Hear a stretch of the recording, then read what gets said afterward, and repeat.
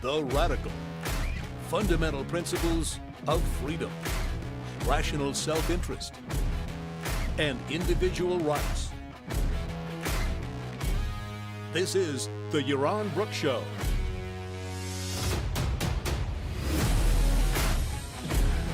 All right, everybody, welcome. Welcome to Yaron Brook Show. You're having a great beginning of your week. Thanks for joining us. I hope some of you at least are going to be at Ocon later this week, and I'll be able to see you in Austin, Texas. It should be a blast. I'm looking forward to it. Little nervous about my talk, but that I have to give on Saturday, but all will be well by then. So, but yeah, hopefully a bunch of you are going to be there, and I'm going to do some live shows from there. You can come and watch me. We'll take a room, and I'll do the show, and we'll have a live audience, and it'll be fun. So please, if you come, if you're there in Austin, if you're a fan of the show, please come up and introduce yourself if I don't know you, or remind me who you are, if I'm supposed to know who you are. Yeah, and I think and we're gonna have a blast in spite of COVID just everywhere around Austin. It's we are going to, we're gonna live with a capital L. We're gonna have a good time. All right. So once in a while, somebody does something or says something or which just for a few minutes, just, I don't know, renews my faith in the human race. It's rare. It does not happen often, but once in a while, it does. And that is the case with the video I'm about to show you. It's just, I don't agree with everything in it. There's certain parts of it I disagree with, but the spirit, the sentiment, the passion, the firmness, the honesty, you just don't see it. It's not of this culture. It just isn't. Now, this is from Jocko. Jocko, how do you call it? Jocko Willis, something like that. Anyway, I don't know much about Jocko, but he's a Navy SEAL, a former Navy SEAL, decorated, I think, real tough guy, works out a lot, strong, powerful, big advocate of working out. But most importantly, it seems Jocko Willink. More importantly, it seems he is a advocate of the things I've seen of him. He's a huge advocate of personal responsibility. I often don't agree with him. I don't agree with particulars. He's definitely of the philosophy of the culture. He's got elements of altruism there. He's confused philosophically, which should not surprise anybody. But he's got this thing about taking care of yourself. And he's got this thing about personal responsibility. I mean, really being personally responsible and striving to make the best. Now, again, I don't know a lot about him. I haven't watched a lot. But this video is so good, given where we are today in the world, that I had to share it. And so I edited it on in the last minute. Thank you, Daniel, for pointing this, for tagging me on the video on Twitter. I probably would have missed it. So here is Jocko pretending he's president of the United States. So this is how a president of the United States of America should have responded to Afghanistan. And let me just say, the last president that might have come close is Reagan, and even Reagan would have not done this. No president that I know of would have done it and then executed on it, which is the other aspect of it. I assume Jocko would actually execute on it, which is important. So it's on, I guess this is on Instagram or whatever. So we're going to play this video. and then we're going to talk. I might stop it in the middle. I might just let it run because it's just now. Imagine he's president, so the Kabul has just been overrun. Remember Biden. Remember what Biden said. Remember all Biden's talk since then over the last, I don't know, 5, 6, 7, 8 days. And now think about a world in which this is what the President of the United States actually says. Good evening. I wanted to give you an update on the current situation in Afghanistan. As you know, we were set to leave Afghanistan this month, and as we began the final drawdown, I made some critical errors. Namely, I underestimated the strength of the Taliban, and I overestimated the strength and capability of the friendly Afghan forces. President of the United States actually admitting to making a mistake, articulating exactly what the mistake was. Wow. Nobody ever does that. That's unusual. This was my fault. Wow. Taking responsibility. And due to my mistake, the Taliban has taken control of Afghanistan. There are reports now that ISIS and Al-Qaeda are working alongside them. Unfortunately, there are tens of thousands of Americans on the ground there, as well as friends and allies of America on the ground. And these people, Americans and our allies, are all stranded. And that is my fault. Can you just imagine? And that is my fault? It never happened. But they will not be stranded for long. In the next 48 hours, America will be in control of most major airports in Afghanistan. Yes. Any resistance we meet from the Taliban or otherwise when we seize these airports will be destroyed completely and without mercy. Yes.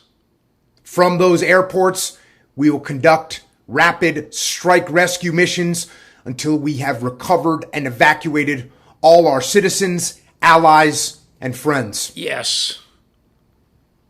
Any person that interferes with these operations will be killed. We will also recover or destroy all aircraft, vehicles, weapons, and sensitive equipment that we left behind. Yes. Any person utilizing, guarding, or located in close proximity to these weapons or equipment will be killed. Once we have evacuated all friendly personnel and recovered or destroyed the weapons and equipment left behind, we will depart Afghanistan. But we will continue to monitor everything that happens in Afghanistan through our ground and airborne surveillance equipment. Terrorist training camps or activity will be targeted and destroyed. Gross violations of human rights will be stopped through overwhelming force. And any group in Afghanistan fighting for freedom, liberty, and basic human rights will be supported through special operations forces and ruthless precision air power. We will continue that dedicated support until the enemy is no longer a threat to humanity or to the good people of Afghanistan. May God bless America, and may God have mercy on the souls of our enemy, because we will not. That is all. Oh, God, I love that. So may God have mercy on the souls of our enemy, because we will not. I mean, that is perfection. That is, almost perfection. Gross violation of human rights. We're not going to be protectors of gross violation of human rights in Afghanistan. But he has no problem telling them we're going to kill them, we're going to destroy them. He has no problems asserting our superiority militarily. He has no problem calling them what they are. He has no problem admitting his errors, mistakes. Could you imagine, in your wildest dreams, a president of the United States who is even a fraction of what we just saw? When is he running? I might get excited about a presidential candidate. Who knows? Man, that made my day. That was powerful. It was correct, 95% of it. It was. It's almost like he's read my Just War Theory book. It's almost like he's listened to my commentary on Afghanistan in the last couple of weeks. Crush the enemy. Leave no one behind. God. Anyway, that was terrific. And, it's that kind of attitude. It's that kind of self-confidence, that kind of self-esteem, that kind of confidence in America and its values, and that kind of confidence in the righteousness of our cause, in addition to knowing the power that our military actually has. Oh, no, don't compare him to Candace Owen. Please, no. No. He's 100 times better. Anyway, I don't want to get into Candace Owen, but no, not Candace Owen. He's got the confidence, the knowledge, the certainty, and just the stat, just that look on his face. Oh my God, I would run.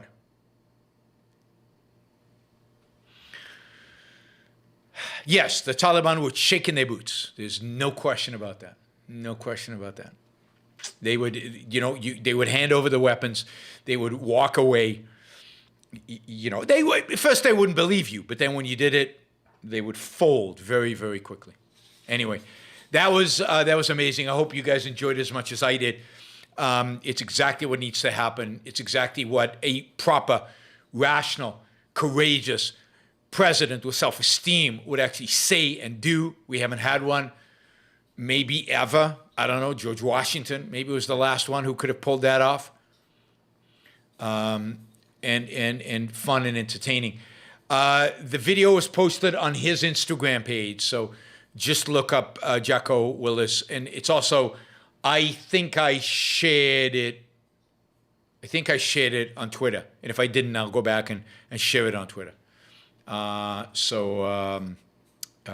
Anyway, enjoy, post, share. It's got like 162,000 views.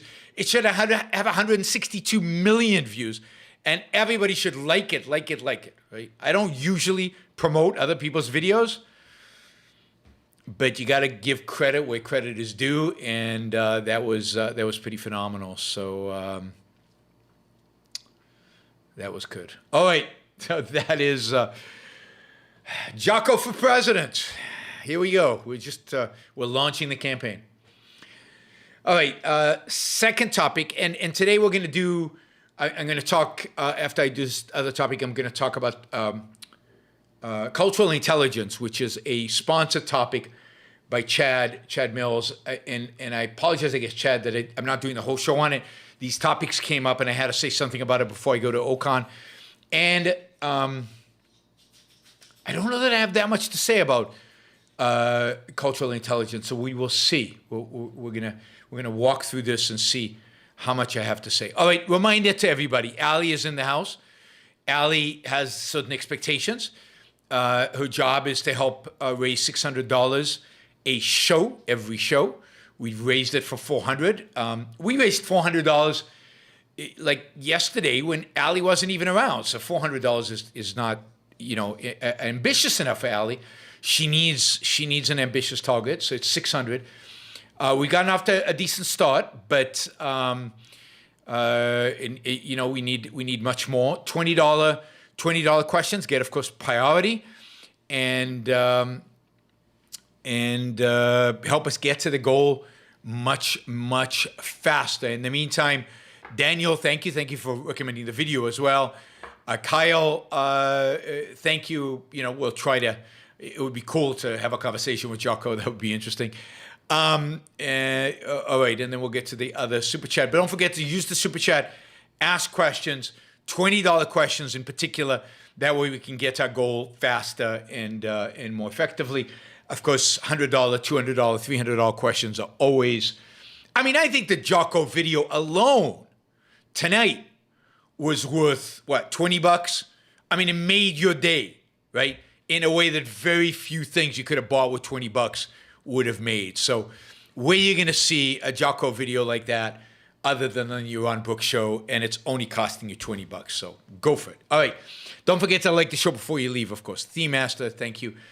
All right. So I'm trying to copy these and paste them over. I want to talk a little bit about vaccines. I'm not going to talk a lot about this, but it's a topic that just pisses me off to no end. So this is what I hear out there, and maybe among you as well. Yuan, don't you know that healthcare has been basically nationalized? That the government runs it all, that the government is everywhere, and that the government has certain agendas.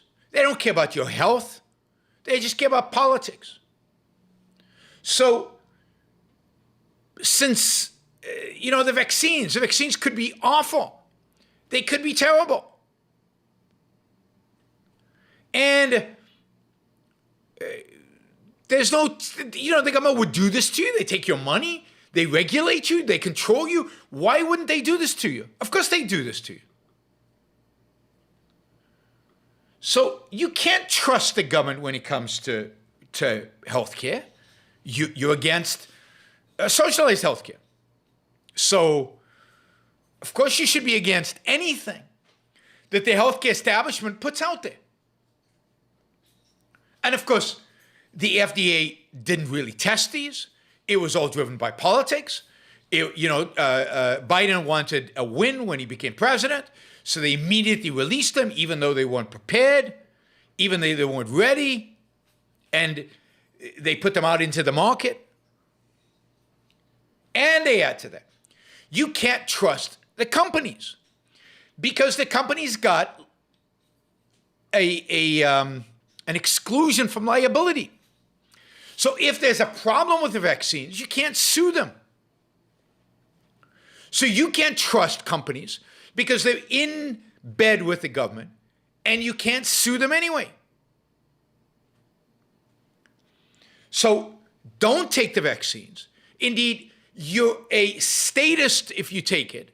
You're an unthinking, a follower of the status quo, of the people in charge. You have no mind of your own.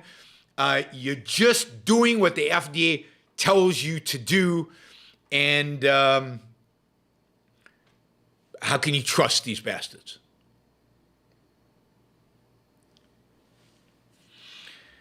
Now, that is such a load of crap. Really from beginning to end. But let me... and of course, FDA today approved the Pfizer vaccine, took it off the emergency. But it's all political, so... And it is, right? I admit that it's political. Let me say this. I would have taken the vaccine June of last year.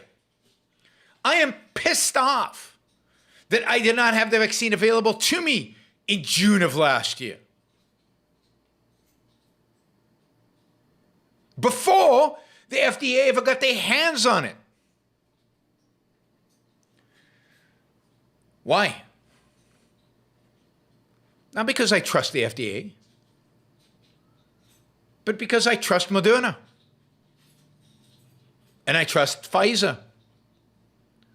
And I trust, more than Pfizer, I really trust the German company that actually developed the vaccine.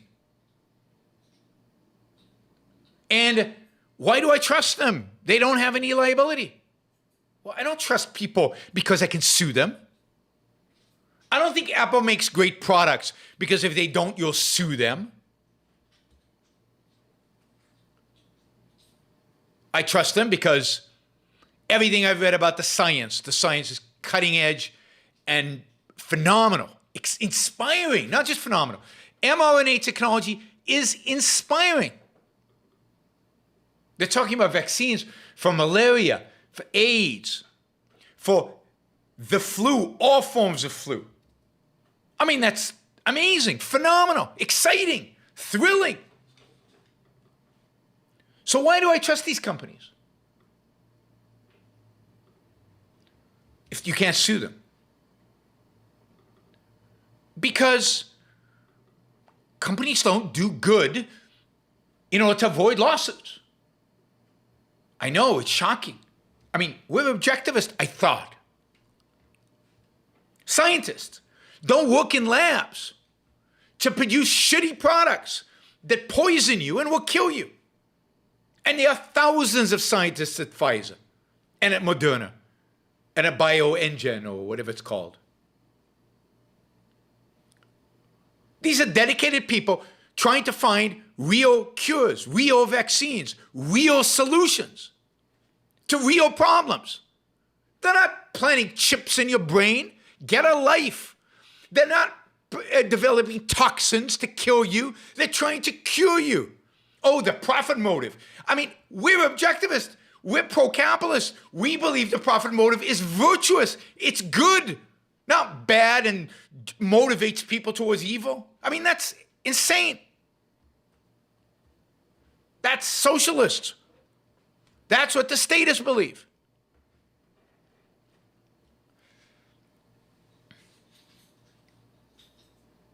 Yeah, Bill Gates, I'm sure Bill Gates is conspiring right now to plant chips in all your brains because he cares about your brain and he really wants to control you. Really?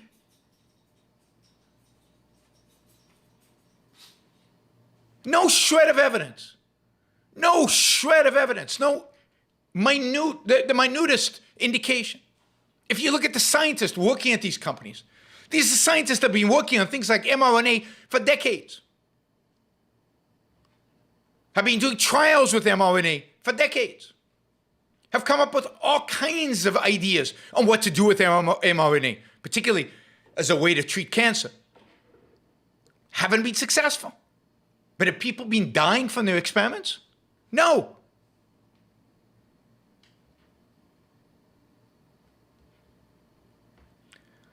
Vaccines have now been given to tens, if not hundreds of millions of people. Hundreds of millions of people, actually. They're all dropping dead. They're all getting sick. They're all what? I mean, record keeping in countries like, do you think the government in, I don't know, take another country. I know you guys hate the Democrats. You think it's all a Democratic conspiracy. But do you think the Democrats control Israel and that Israel is inflicting its entire citizen base with Pfizer vaccines so that Pfizer can make a lot of money? How does Israel benefit from this? How do the politicians or whoever they're pulling the strings in Israel going to benefit from this? Or are they just doing it to poison their population? That's why the Israelis are giving out the vaccine? What about the Swedes or the Danes? Are they also in the conspiracy with the Democrats?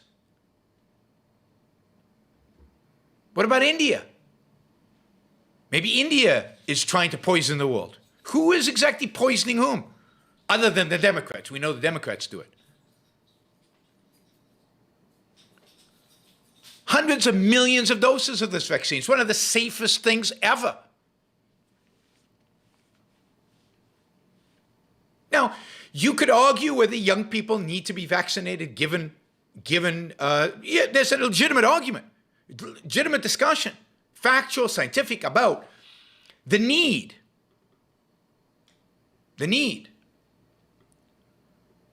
for some people for a vaccine. But for most of us, particularly if you're older, it's a no-brainer. It's irrational not to take the vaccine. Certainly if you're over 60, certainly if you have comorbidities.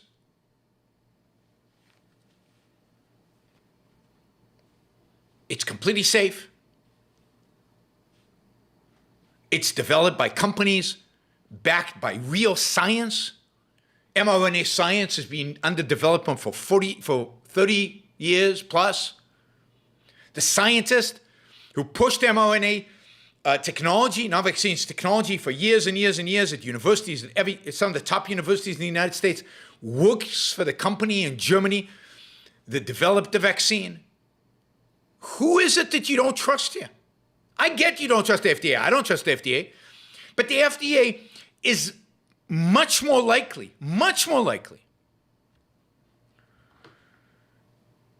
to not approve a drug that's a little dangerous than to approve a drug that's very dangerous. There's almost no chance that the FDA would approve a drug that was super dangerous, because they'd be crucified. What the FDA is really bad at is denying approval to lots of good drugs because they're massively risk averse. If you understand the motivations of the FDA, you don't worry about drugs that are approved by the FDA. You worry about the drugs that weren't approved by the FDA. That's what we're really missing. That's the real challenge. So no, I don't buy it. Again, if you're young and you're healthy and you don't want to get vaccinated, fine, no problem. If you've got any kind of comorbidities, if you're old, it's a no-brainer. And to be anti-vax because those evil corporations, I mean, these evil corporations that develop drugs that cure cancer and extending human life and are making life on planet Earth dramatically better, these are some of the most heroic companies in the world. To not trust it because the FDA approved it. The FDA is just a bunch of doctors who look at data and who are super afraid of approving a drug that might not go well. I mean, the anti-vaxxers in this case, most of the anti-vaxxers I've seen with regard to this vaccine, just like leftists. Can't trust big business. Anyway, I needed to get that off my chest. and really, the injustice here is, and objectivism is about justice. Atlas Shrugged is about justice. The injustice here towards the developers of the vaccine, the genius of Moderna, the brilliance of BioNTech, or whatever the German company's name is, I keep forgetting. BioNTech, a startup of two children of immigrants from Turkey, probably Muslim families. Maybe that's the conspiracy. Vaccines are really a Muslim attempt to take over the world. These are heroic people who use their minds to give us a solution to a real problem. Now, granted, part of the problem was created by our politicians. It's still a problem. So, I trust the vaccines because I trust the thousands of scientists that have worked on them. I trust the companies. I trust the executives. I trust these people, partially because they're trying to make money and they know that if the reputation is tarnished, they won't make money in the future. Partially because I just trust them as human beings. You don't become a successful scientist by hating on people. Yes, there might be one. There might be two who want to poison the world. Sounds like some James Bond movie or something. But you know what? 99%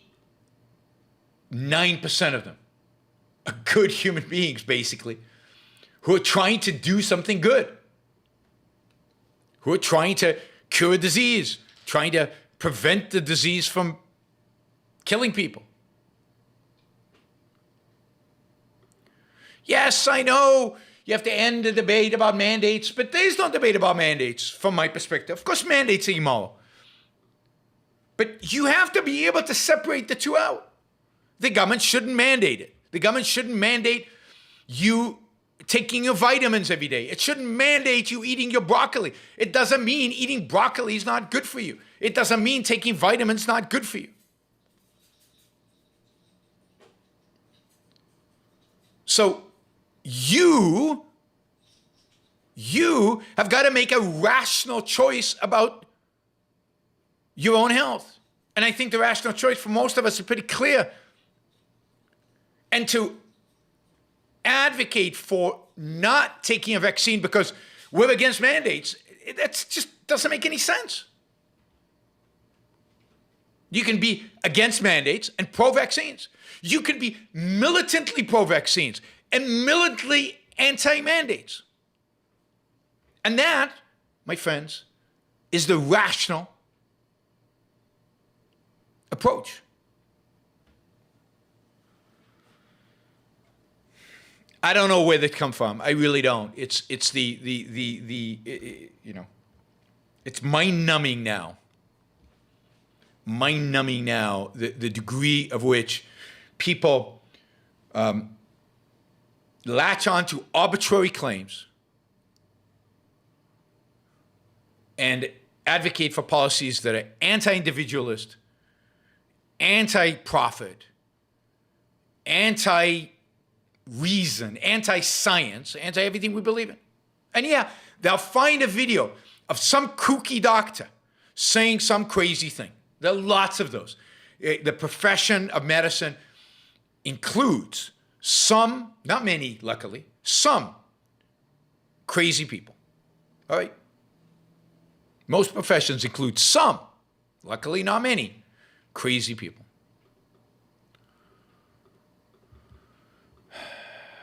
Paul Ferris, thank you. He says, absolutely correct. These arguments are fallacies of logic.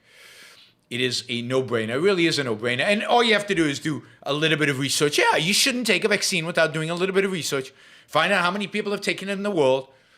Look at all the different countries and all the different situations in which it's been taken. Look at who the people are who developed these vaccines. Read a little bit about Moderna and the kind of science that goes into it. Read about the people behind Moderna, the kind of venture capitalists who have changed the world, and they are backing Moderna. They're backing Moderna so Moderna can poison the entire population of the planet Earth. Really. This is what venture capitalists do. That's what communists say. I thought we weren't communist. So take a deep breath and consider in your position, what are you actually really advocating for? What do you really believe in? And if you believe in liberty and freedom, if you believe in individualism and individuals, if you believe in science and reason and being objective, then open your eyes. Look around the world. Look at where the overwhelming evidence is.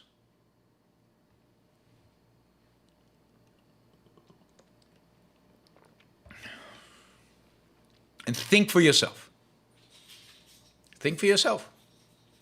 But the facts out there, it shouldn't be that hard. All right.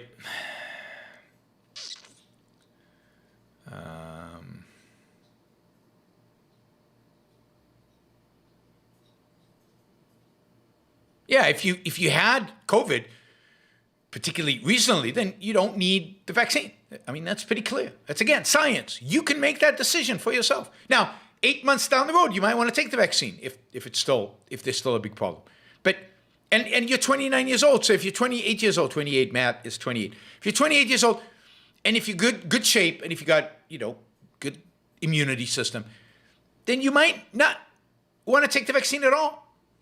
That's the point. The point is to be objective. The point is to look at the facts and look at reality, not do what the FDA tells you, not do what anybody tells you, but look at the facts and evaluate the facts. And the facts are pretty clear cut. I mean, if we had a decent system out there, we'd actually go and get a antibody test, and if your antibodies dropped significantly after the vaccine, you'd get a booster, and if they didn't, you wouldn't.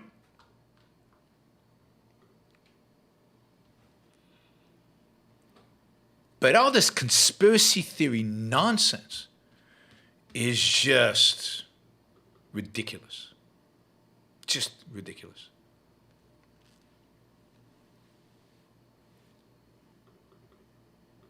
You're not going to be golden. You know, COVID is here. It's always going to be here. And some people are going to be more susceptible to others, and the people susceptible to getting really, really sick from it should take a vaccine. I mean, it's just pretty simple. Wow. Even in this chat, it's not simple. We live in a bizarre world. Bizarre world. We're thinking skills and being objective is not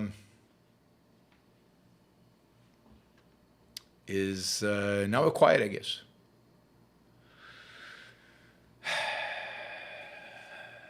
All right. Mark says, thanks for sharing the Jocko video. My pleasure. I'm glad you liked it. Thanks for the $20. That's great.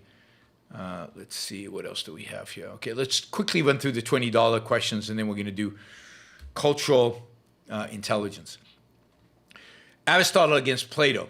He says, is the practicing of Second Amendment theory far past the time for advocating the use of organized force against those who threaten it? Everyone can keep and bear arms, but where are the free states? Yeah, I mean, I've been saying this forever. What exactly is the point of the Second Amendment if you're not going to use those guns? And I don't think the people who advocate for the Second Amendment are going to use the guns, not in the cause of liberty, not in the cause of freedom. And what's the point of using those guns if you're not going to win, if you don't have a chance of winning? So the Second Amendment is a very tricky topic. It's very emotional in this country. Second Amendment is the right to bear arms. But this issue about having the guns so you can stand up to the government, I mean, really, they've got a lot more guns, a lot bigger guns, a lot more powerful guns. And most of the people who accumulate all these guns and everything are not necessarily pro-liberty, pro-freedom. And are they brave enough to really stand up? Are they brave enough to really fight? For what? What will they be fighting for? Matthias says, please talk about China. You can ask a super chat, and I will answer your super chat. Matthias, just like everybody else, but I've talked about China so many times. Many times. Theme Master asks, do you know what Jeff Bezos is currently suing NASA about? I can't seem to find anything that clearly defines why. I don't know exactly, but my understanding is that he's arguing that they gave the contract to Elon Musk's company illegitimately in some way. So basically, he's arguing that they violated their own procedures in giving the contract to SpaceX and not, I guess, giving him an opportunity to compete for it, his space company to compete for it, Blue Origin. But that's my understanding, but I don't know more than that. I didn't block anybody. Mateos, did I block you? I didn't block you. You're still there. I still see you. And Milkat asks, can Israel solo right objectivist style politics while the rest of the world remains on its current trajectory? How do we deal with sanctions?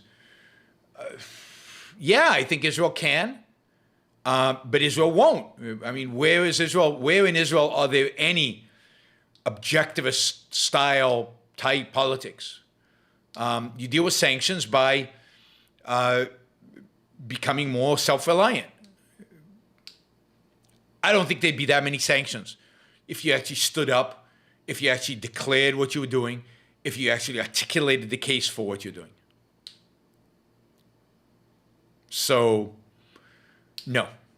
And you have to think about what does objective style politics mean, and in what's the implication, and what exact policies, and so on. But I don't think Israel should run itself based on what will appeal to the world or not.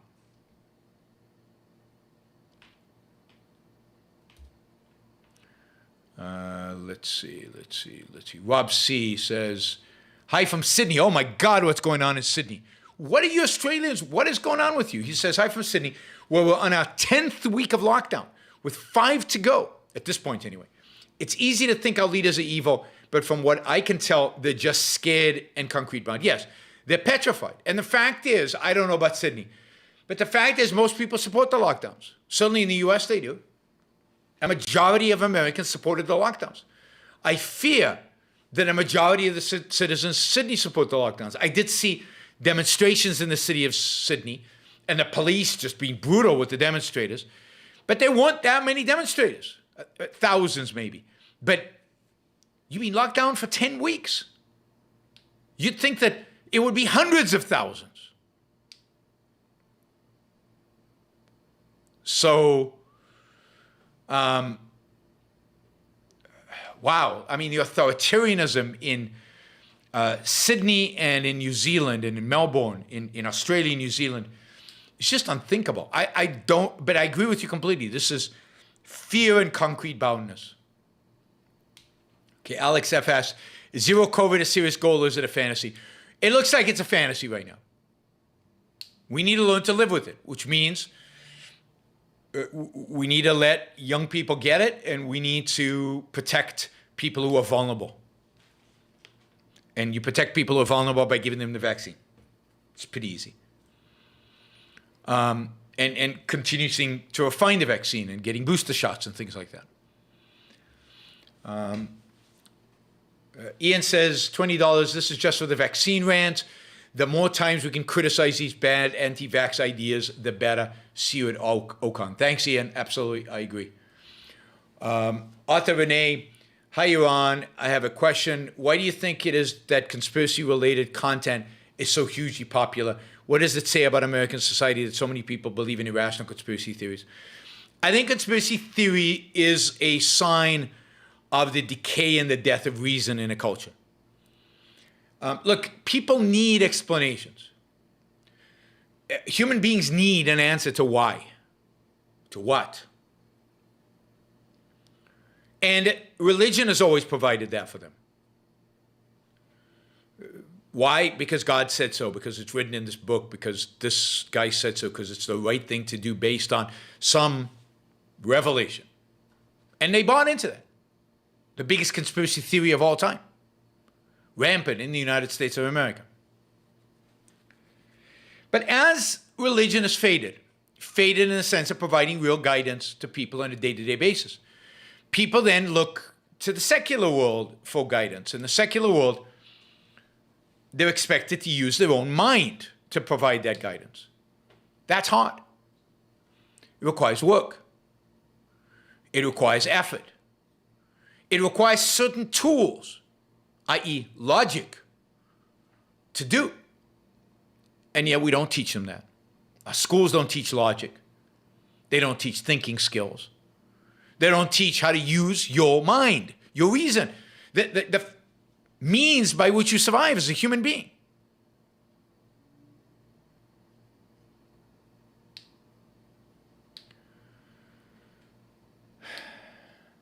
So people then look for, when their mind becomes incapacitated, when they don't trust their mind, then they look for other places where they can find answers to why, what should I do?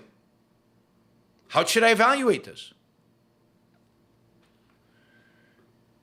And conspiracy theories fill that vacuum. Conspiracy theories also are neat. They're easy, they're simple. It's the Jews. It's the elders of Zion. It's Bill Gates. He wants to take over the world, and he's trying to poison all of us. That's easy. That's simple. I get that. I understand. All right.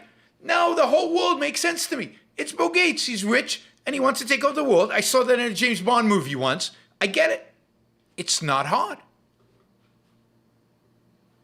Or it's the Democrats, pedophile Democrats, who want to poison us all so they can take our children.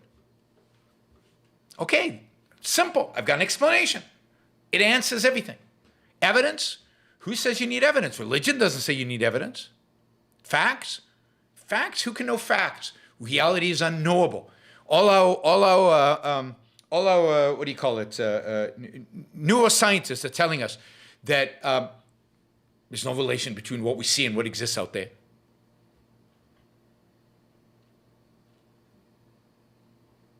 So our intellectuals have since the Enlightenment really, for 200 and something years, but certainly over the last 100 years or so, undermine, undercut reason, undermine, undercut the mind, undermine, undercut our senses, undermine, undercut our ability to know anything. What's the consequence? The consequence is people can't think. They don't trust their senses. They don't trust their own minds. They can't use reason, can't engage in reason. Don't demand facts. So what do? They're looking for tribes. They're looking for emotional support. They're looking for ways in which to try to make sense of the world. Sense is the wrong word. To make some kind of, I'll use sense of the world. And it's if it's not going to be religion, it's going to be conspiracy theories. Right? And the fact that the conspiracy theory, like with the big conspiracy QAnon, the fact that the predictions don't come true doesn't bother them. Because the predictions of religion don't come true and it doesn't bother them. All right, something's changed. Trump is not going to be reinstated as president January 15th. It's going to be October 7th. Oh, it didn't happen October 7th. It's going to be December 23rd. And on and on and on. It's like environmentalists. Oh, the world didn't end 10 years ago. It'll end tomorrow. It didn't end tomorrow. Okay, well, it ended another 10 years. It doesn't notice that people want explanations. Why do I feel so bad about this world? Oh, it must be because they're destroying the environment. Why am I not advancing in life? Oh, it must be because the global capitalists are controlling me. MHOH says it's September 22nd. Oh, which is yesterday. No, it's in a month. September 22nd is the date. All right, cool. September 22nd, Trump will be reinstalled. We got it from an authority. Now, I believe everybody can think rationally, including stupid people. Stupid people being people, I guess, of low capacity of intelligence, if they're taught how to think.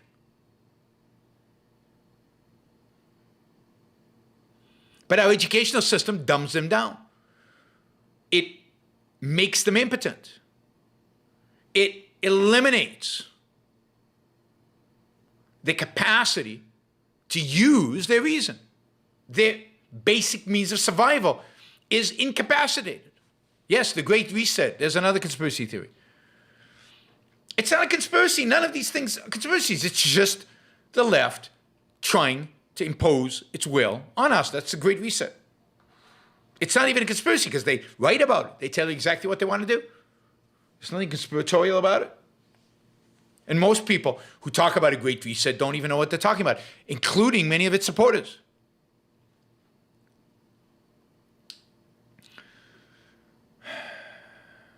Anyway,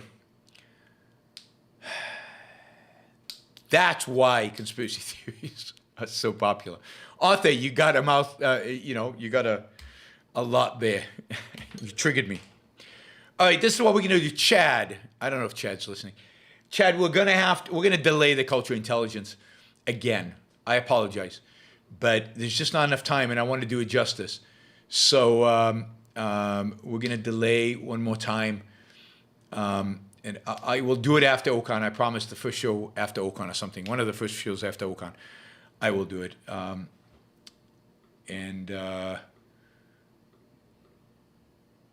Yeah, I want to do it justice. I want to go over some of these things. I want to have a good half an hour for it, and it's already almost 9 o'clock. It's late. So, Chad, I apologize. By the way, you can sponsor a show, $1,000. I'll talk about any topic you want me to talk about.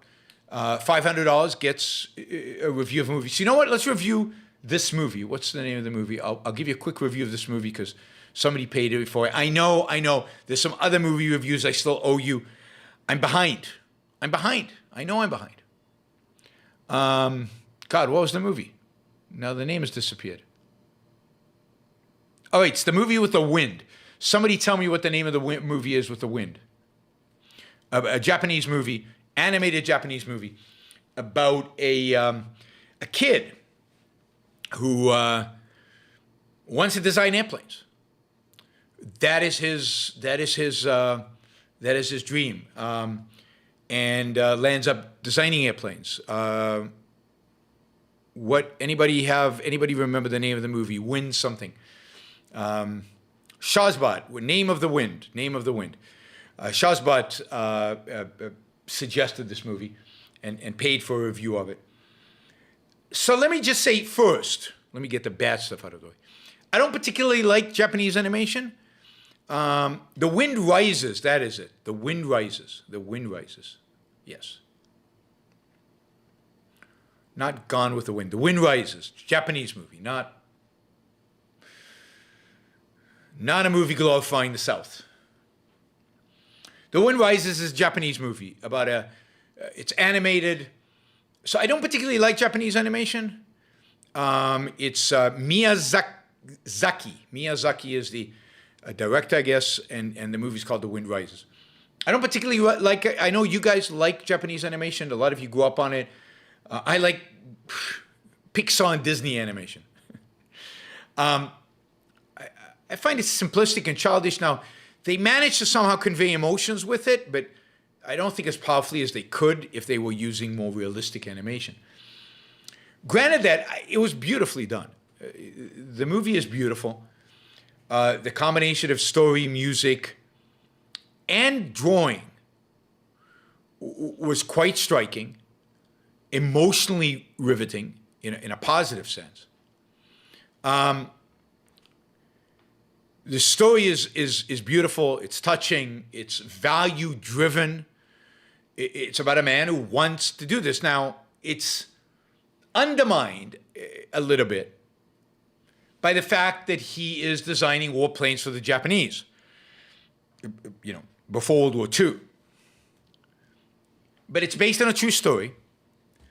And what you get from the movie is this kid and then guy's real passion for science, for building these planes, for designing them, for beautiful things, for designing beautiful things, for making things that are beautiful. And it was inspiring. It was very pro science, pro production. It was very touching. There was a love story, very beautiful love story in the background. But you can see that his central purpose in life is his career. His central purpose of life, in spite of the love, is the planes. So I enjoyed it. Again, I'm not crazy about the animation. I think it could have been even more powerful with the right kind of animation. But I get that some people really like that. So if you like Japanese animation, this is definitely a movie worth seeing. The Wind Rises. It's got positive values. It's got positive values, and again, ultimately, he's designing warplanes, and they fly with bombs, and they kill people, but it's truly beautifully done and a heroic character. And it's about living and staying alive and pursuing life and pursuing your values and pursuing the things that you really care about, the things that are most important to you. And it's about career and about your central purpose being a career. So I really enjoyed it, recommend it. So first Shazbot movie I've actually enjoyed. All right, let's see. So I'm going to do the rest of the Super Chat questions, but whoops, where am I going? But let me just remind you that we're way off the goal. We're at about $340. The minimum is like $400, so we need at least another $60.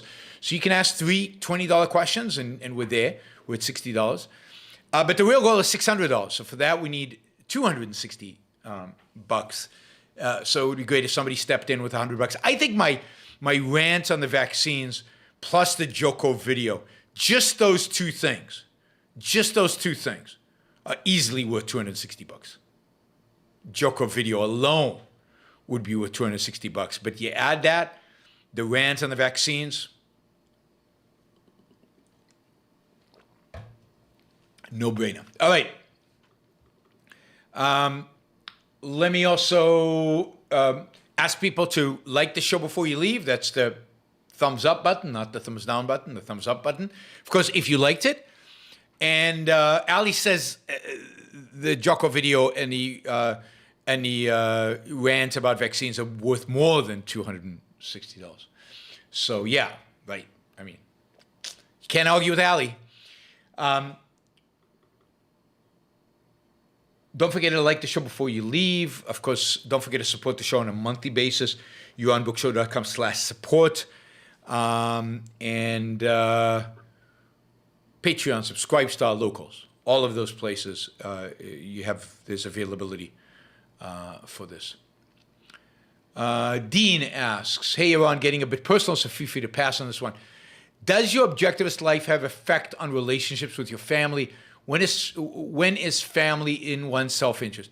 Yeah, of course it does. I mean, it has to, because what objectivism does, it reorients your values. It basically tells you what is important and what the standard is. So whereas conventional morality tells you that family is above all, that you should sacrifice for your family, that you should, the family that you didn't choose, not your wife and kids, but, and objectivism says, no, you should have a relationship with your family to the extent that it's a value to you, to the extent that it furthers your life, to the extent that it makes your life better. To that extent, you should have that relationship, and to the extent that it doesn't, you shouldn't. It has an enormous impact, and I guess because of objectivism, this might have happened anyway, but certainly because of objectivism, I probably value family less, just because they don't fit into my life the same way as maybe they fit into other people's lives because of my value orientation. Generally, I think people spend too much time and focus on their parents and their siblings and their cousins. If you like them, that's great. But how much do you like them? Do you spend more time with them than you actually want, should, based on your values? What about your friends, the people you've actually chosen to be your friends versus family that was not chosen? So there's 6 marbles. Thank you. Really appreciate that. So I think it definitely has an impact on your family, and it gives you a context to think about your family, and it encourages you to really think about how you spend your time. This goes back to my Yaron rules for life, right? It's your life. You only have one. Think about how you want to spend every single second of it. And don't waste. No waste. 6 Marvel says, no question for me. This is $50. Off topic, but I just watched Leonard Peikoff's lecture, Volition as a Means to Clarity, and learned a lot about bringing objectivism to people with automatized false context premises. Highly recommended to all, yes. Bringing objectivism to people with automatized false context and premises. Yes, Leonard did so many of these talks. I'd forgotten about volition as a means to clarity. I haven't heard that in years. I should listen to it again.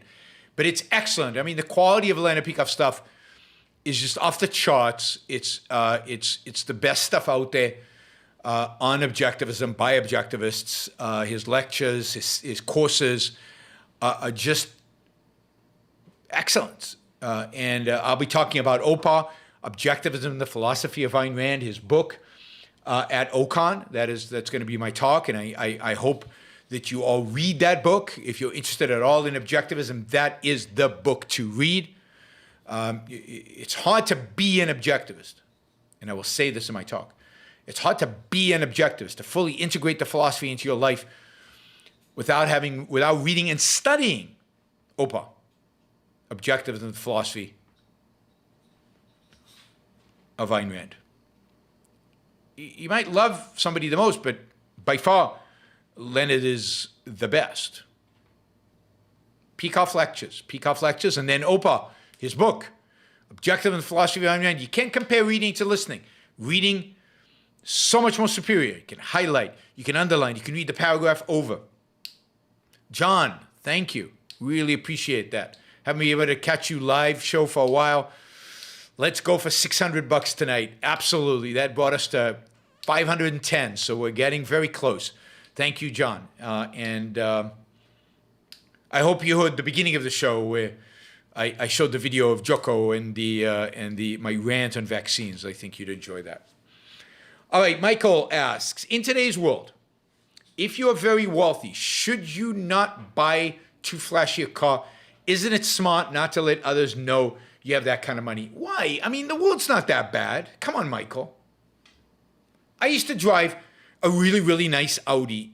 I never got the sense of people looking at me with resentment or envy. It never got scratched. It never got keyed? Is that what they call it, keyed?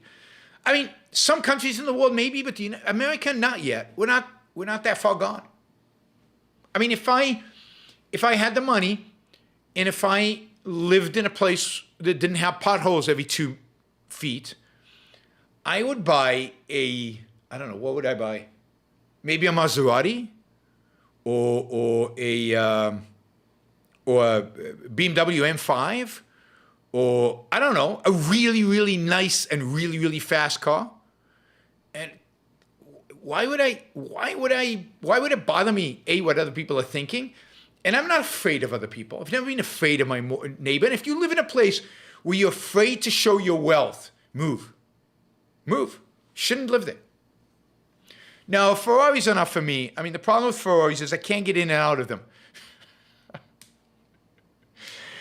You see, once you have a bad back, it's just impossible to get in and out of these cars, like Ferraris, Lamborghinis. The car I really want, I like the Maseratis, is the Aston Martin. I think that's the most beautiful car in the world. Although it's very feminine, but it's a beautiful, beautiful car. And but they're too low. Most of these cars are just too low. I can't get in and out of them. And that's been true for years. And I don't like big cars either. I liked my Audi S5. That was my favorite car I've had so far. Who knows what car I'll have in the future, but not in Puerto Rico. Puerto Rico, there's no point in buying a fancy car. Not because I worry about other people, but because of the potholes. Car just gets destroyed. All right, people, we're about $90 short of $600. So $90 should be doable between now and when I finish answering these questions. How did I get a bad back? Probably genetic. I really, genetics plus the Israeli military. I had major surgery in my back when I was in the Army. I didn't do deadlifts, so it wasn't deadlifts. But I did, I was in a tank. So, tank stuff is not good for the back. But while I was in a tank car, I blew out 2 discs, ruptured 2 discs. And since then, I've had 3 surgeries. But I feel pretty good these days. All right, have you been completely wrong about something? Where reality threw you a curveball and couldn't imagine coming your way, either in your career or in your personal life? Yeah, absolutely. Many times. The most difficult thing in life, I think, is to evaluate people. So I've been wrong about people many times. Many times. And it doesn't seem like I'm getting any better. So I was wrong about some people when I was young and trusted in them and gave them. And oh, Shazbad is here. I hope you heard the movie review. Mueli, thank you. Mueli Valui got us to $600. We're actually over because we also got Shazbad and we got Frank. Thank you guys. Really appreciate it. Shazbad, I hope you enjoyed my review of the movie. But yeah, usually people disappoint. People do things you can't imagine they would do. People turn out to be not what you expected them to be. They turn out to be very different. So yeah, I'd say the biggest curveballs in my life have been people. And I'm not going to get into specifics, but it's, yeah, I mean, you could go back to my 20s and 30s. You can go back to 5 years ago. You can go to closer and more recently. So yeah, I mean, evaluating people, judging people, and then over time,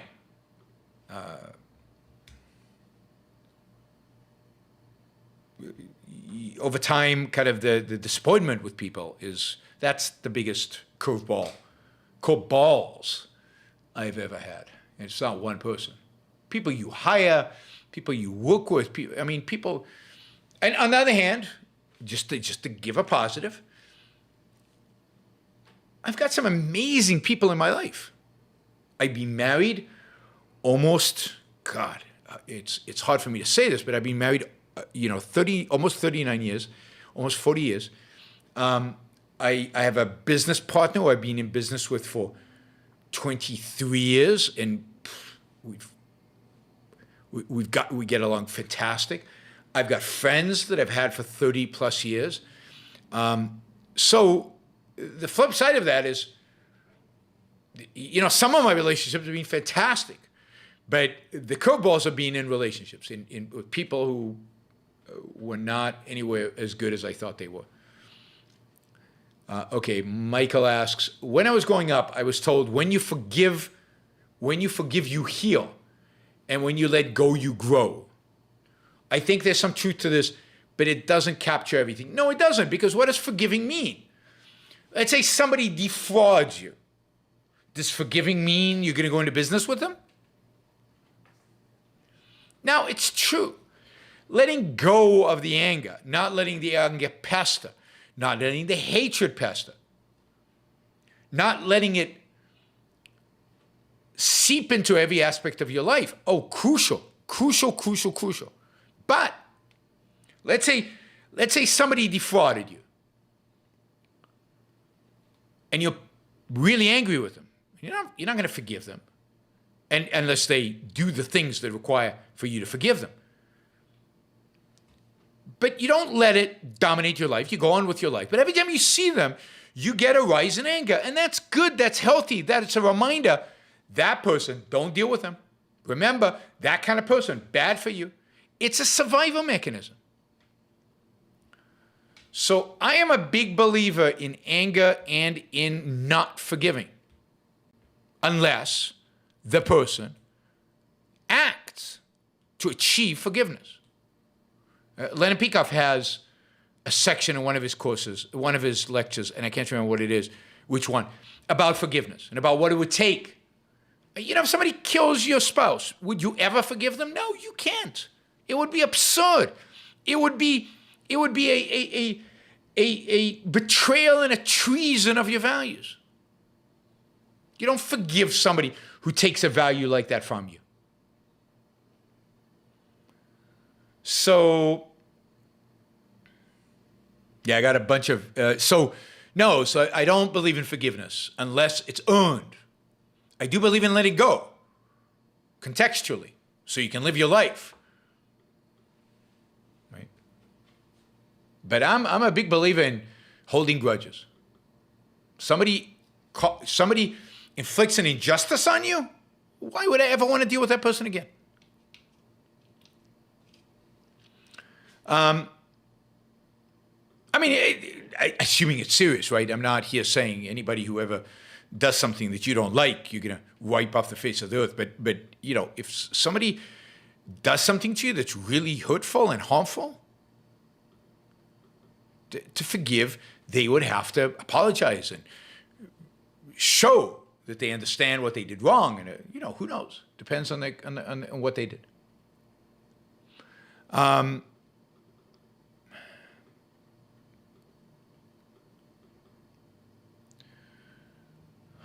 Let's see.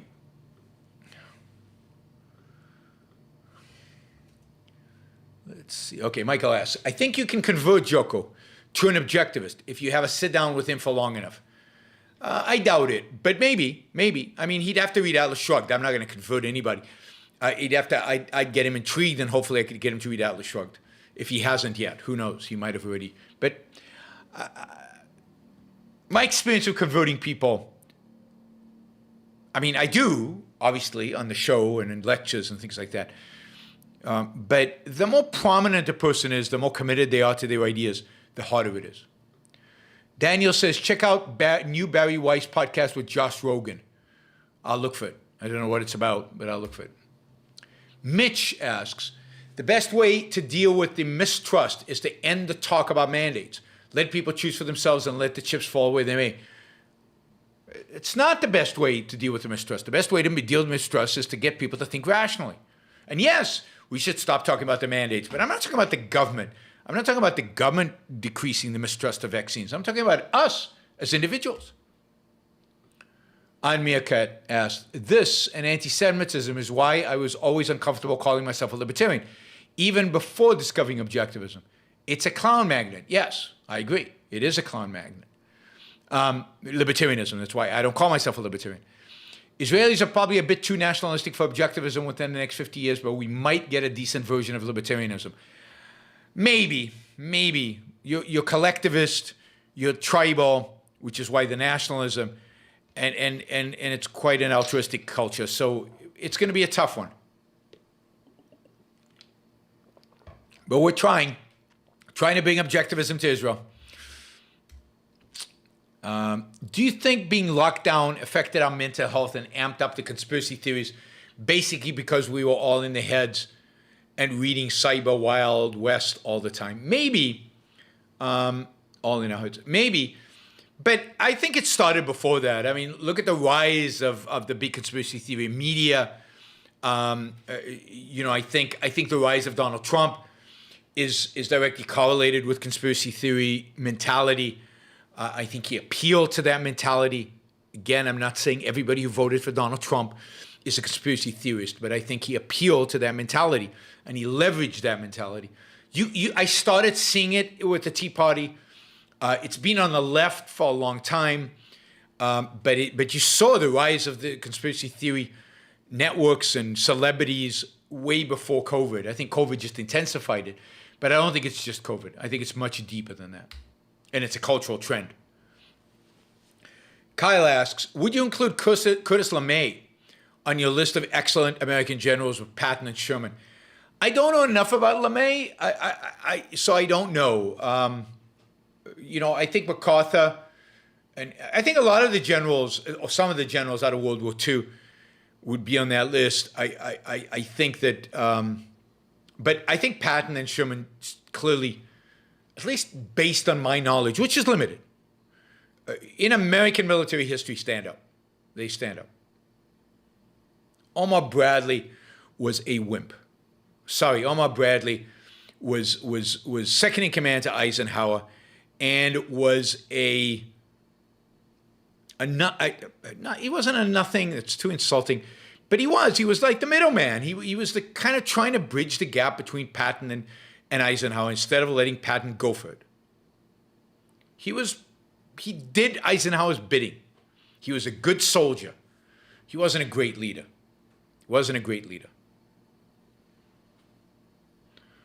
Patton didn't say we beat the wrong enemy. What Patton said was, what was the point in beating this enemy if we hand over half of Europe to an enemy just as significant. So he didn't diminish the significance of beating the Nazis and destroying the Nazis, but he thought that communism was just as big of a threat.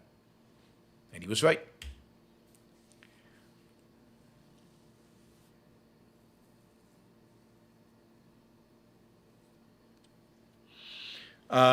Jacob asked, dry sauna or wet sauna after or before a workout? I know this is going to really disappoint you, but I've never got into the sauna thing. It's not a thing for me. I just don't know why.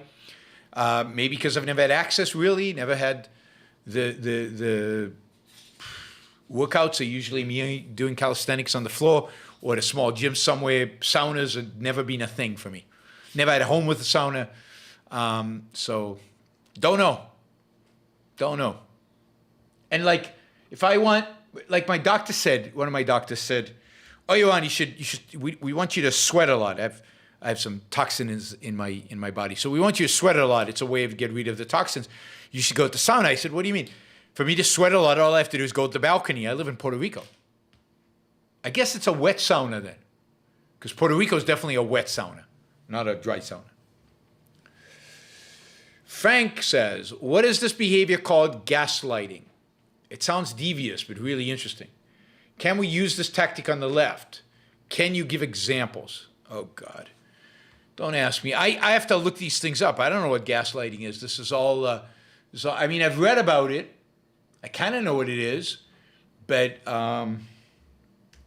if I just see a quick... gaslighting is a form of emotional abuse that's seen in abusive relationship. It's the act of manipulating a person by forcing them to question their thoughts, memories, and the events occurring around them. A victim of gaslighting can be pushed so far as they question their own sanity. So gaslighting is, it's to abuse people emotionally. And no, we can't do that. We shouldn't do that. Because, Frank says, I like it, because we stand for reason. We don't stand for manipulation and for the primacy of emotions.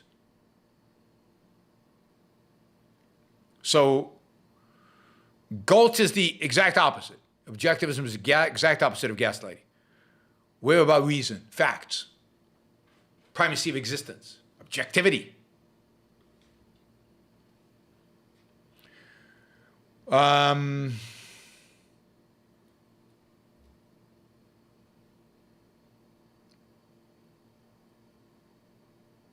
What did...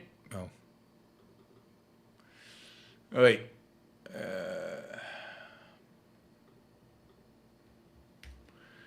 Shazbot, full-size pickups are very easy to get in and out of, and potholes are less of a problem, and cargo. Who needs cargo? I hire people to do cargo for me. I don't do cargo. I don't like pickups. I like nimble cars. So, if I'm going to have to do potholes, I like small SUVs. I've got a small Lexus SUV. It's not, I don't love it, but it's fine. I don't like big cars. Maybe it's my aversion to having been a tanker. Really big car, right? Why was the French Revolution such a failure? God, you guys ask these massive questions. Like, you need to take a whole university course to answer them. And, for $9.99 at 9:20 at night. Right? That's at least a $100 question. No, it should be $1,000 because it's a whole show. Well, you're going to get the $10 answer. Why was the French Revolution such a failure? How is it different from American? Conservatives often said it's their rejection of God. God, no.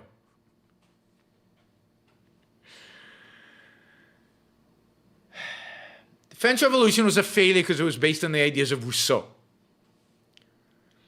It was based on the idea of the destruction of modernity, destruction of the Enlightenment, destruction of reason. It was based on the idea that through violence, one could bring about a moral good, which meant equal, egalitarian society. It was based on the rejection of reason and the promotion of emotion. It was a rejection of the idea that we could all take care of ourselves. It was the promotion of the idea of a nanny state that had to protect us from ourselves and run our lives.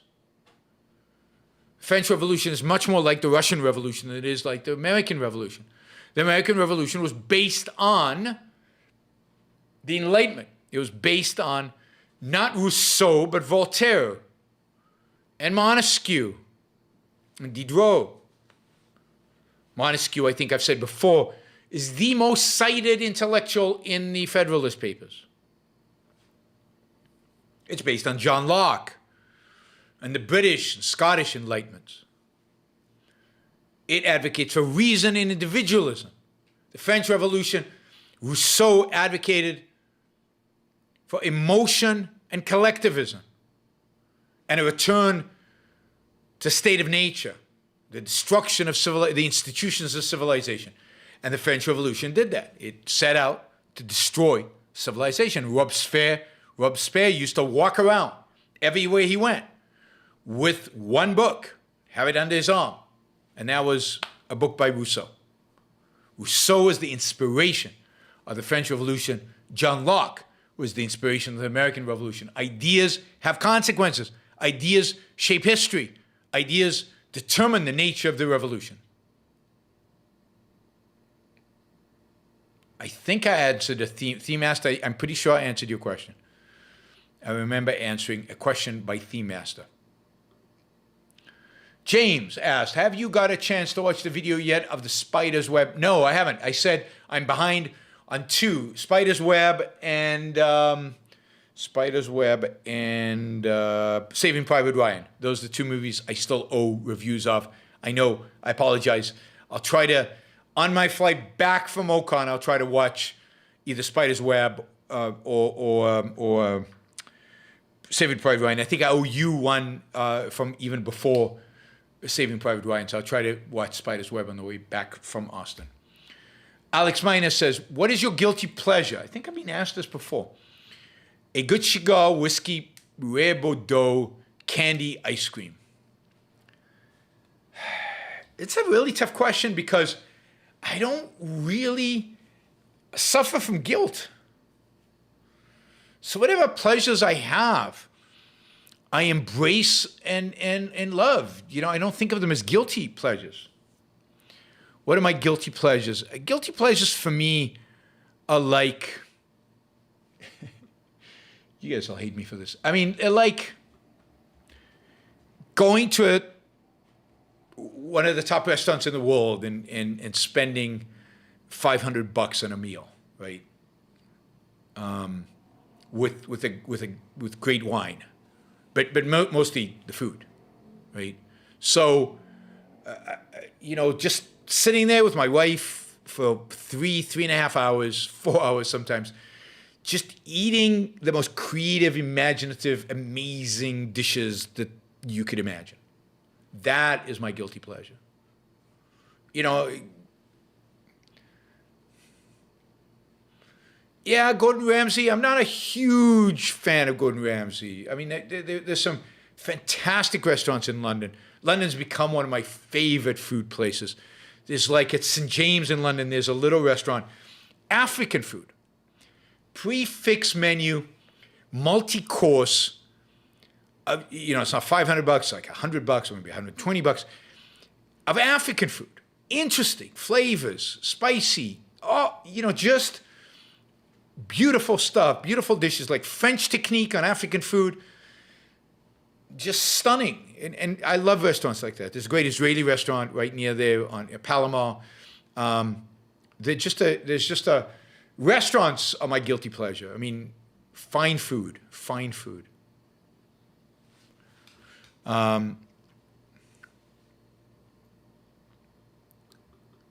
What is the thing stopping Russia and China from attacking the U.S. right now with warfare, cyber warfare, or economics? I do not see why they wait. Well, they can't win. They know they can't win. They have inferior forces. They don't have the technology. They don't have the weaponry. They don't have the motivation. And what would be their goal? Literally to occupy the United States? Is that a winning strategy? So no, there's no purpose. There's no goal. It's not going to happen. Now the Chinese might take Taiwan in the next decade or so, but what are they going to do? They're not going to conquer the United States. It's just not doable. And China's a poor country. I mean, you guys think of China as this. China, on a per capita GDP basis, China's dirt poor. Randy, thank you. Really appreciate that. It's people are not going to want to occupy the United States and starve at home. And it's just, what's the upside? And war, what does war do? It just destroys. They do cyber warfare against us, and we don't retaliate, and they continue to do it selectively. There is no such thing as economic war. I don't know what economic war is. Economics is trade. Trade is good. What did Peikoff mean by art in the art of thinking? I think it's what he doesn't mean is a selective recreation of reality, right? Based on an artist's metaphysical value judgment. What he means by arts in the art of thinking is the skill, the tools, the what's the word? This is why I used art, right? The capacity, the way of doing it, the craft. There's another word. The craft, but a better word than craft. A better word than craft is art. So the art of doing it, the skill of doing it, the craft of doing it, the technique of doing it. That's what I think he meant by it. I wonder what Sam thinks. I'm not sure what motivated the question. Alex, just to make that last question more worthwhile. Oh, thank you. Appreciate it. I was just giving you a hard time for fun. All right. Stefan asks, have you seen Gordon Ramsay's show Kitchen Nightmares? Or John Taffer's Bar Rescue? I know it's reality TV, but seems they turn failing businesses around and changing people's lives can be inspiring. Yeah, I've seen some of them. It's a little depressing because of how bad the restaurants are before they get their hands on them. But it is inspiring in the sense that what somebody like Gordon Ramsay can do, what skill, what talent, what insistence on quality can do, even to some place that's mediocre or worse. You just elevate the experience. So yes, I agree that it's inspiring. And those kind of reality TV shows I don't mind where there's either a competition or some skill involved.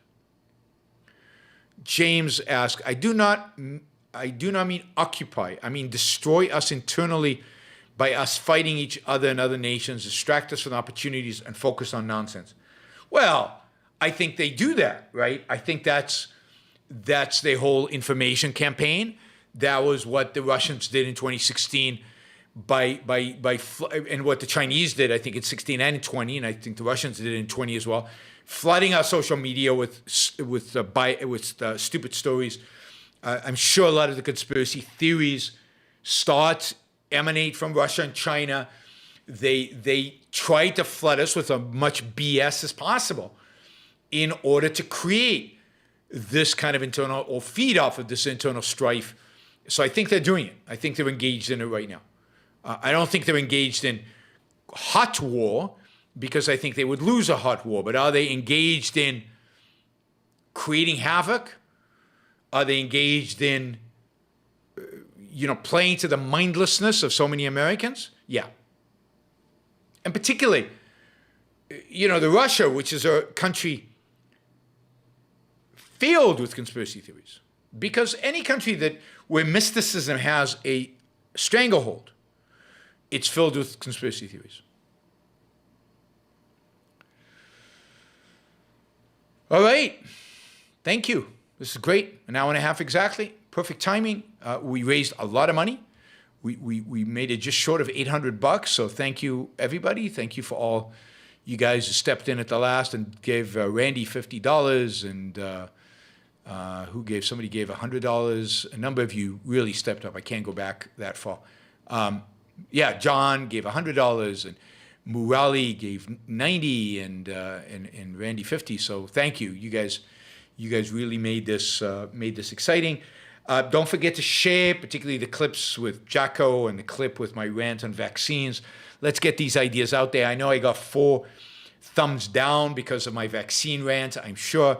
So if you liked what I said today, if you like the show, if you like what I do, please give it a thumbs up. It helps the algorithm. It helps promote the show in YouTube. The more we interact, the more engaged you are by liking, sharing, chatting, doing all these things, commenting, applauding, the more the video will get shown around.